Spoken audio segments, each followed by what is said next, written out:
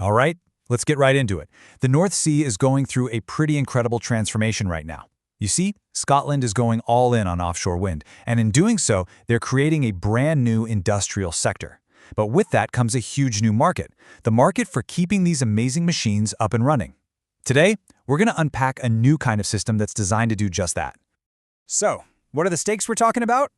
How about 60 billion pounds? Yeah, you heard that right.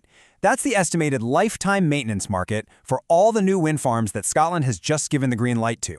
It's a massive figure, and it represents a guaranteed long-term demand for services that absolutely have to be met. You know, to really wrap your head around the sheer scale of what's happening here, just look at this. In 2020, the entire world's offshore wind capacity was about 35 gigawatts. Now look at Scotland. The new ScotWind projects alone are about to deploy almost that entire amount. This isn't just another project. This is a guaranteed industrial pipeline for the next 30 years.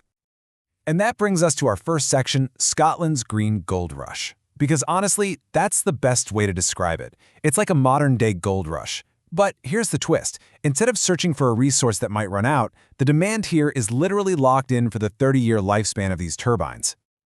And we know that demand is certain because of something called O&M, operations and maintenance. It makes up a huge chunk, around 30 to 40% of a wind farm's total lifetime cost. Think about it like this. For every 10 pounds you spend building one of these things, you're going to spend another 3 or 4 pounds just keeping it spinning. And this isn't optional. For an operator, if a turbine goes down, the money they lose in lost energy is way more than the cost of just fixing it. So, okay, the demand is crystal clear. But the system to actually service that demand? Not so much. And that leads us to the heart of the problem. The old ways of doing things, a lot of which were borrowed from the oil and gas industry, well, they just can't handle this new industrial-scale revolution. They're about to break. And here's where you can really see the disconnect. The old way? It was all about risky rope access inspections, trying to manage everything with a mess of different spreadsheets, and basically just fixing things when they broke.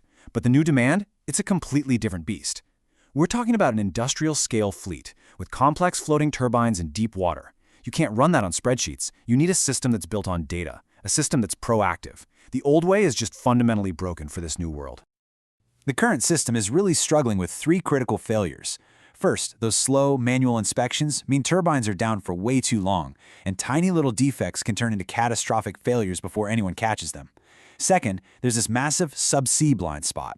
This is especially true for the new floating turbines, where the anchors and cables underwater are everything. And third, all the data is scattered everywhere. It's fragmented, which makes it impossible for operators to see the big picture and move from just reacting to problems to actually predicting them. This quote just sums up the logistical nightmare perfectly. A vessel waiting for a berth is a vessel burning cash. I mean, with ports getting more and more congested, bad scheduling means these specialized service vessels, which cost thousands and thousands of pounds a day, are literally just sitting there burning fuel and money. In this new market, being efficient isn't just a nice to have, it's absolutely essential. So, that's the problem. How on earth do you solve it? Well, the answer lies in a totally new approach, a tech-powered solution, an integrated system that's been designed from the ground up specifically for this new era of energy. The solution isn't just one thing. It's a whole ecosystem built on 5 interconnected pillars. You start with advanced drones and subsea robots to find the problems. Then you have specialized technician squads to actually fix them.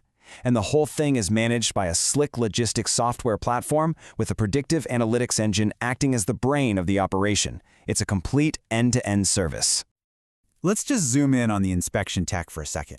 This is not about just taking some photos.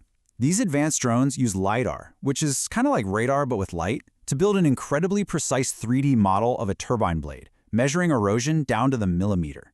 And with thermal imaging, they can literally see under the surface to spot internal structural damage that's completely invisible to a human inspector. It's all about seeing problems before they become disasters.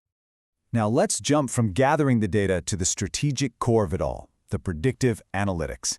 This is where all that rich data from the drones, the subsea robots, and the technicians all flows together.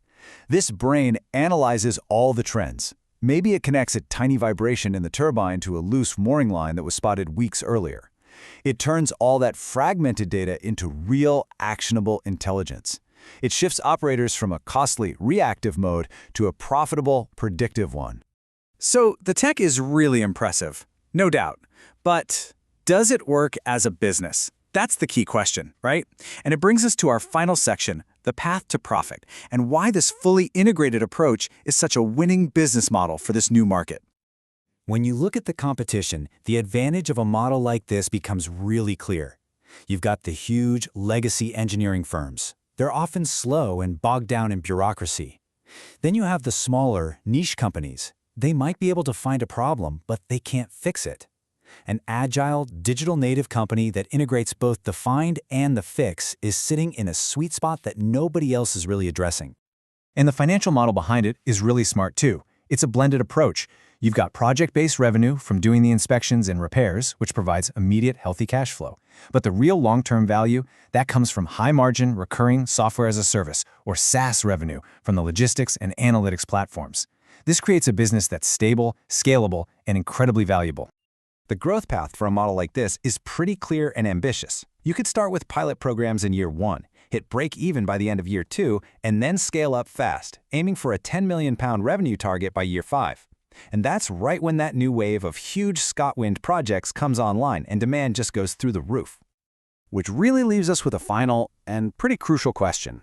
We are all watching this incredible global race to build a whole new green energy infrastructure. But the success of that entire transition, it doesn't just depend on building it, it depends on maintaining it. So the real question is, who is going to build the smart, integrated systems that we need to secure our clean energy future?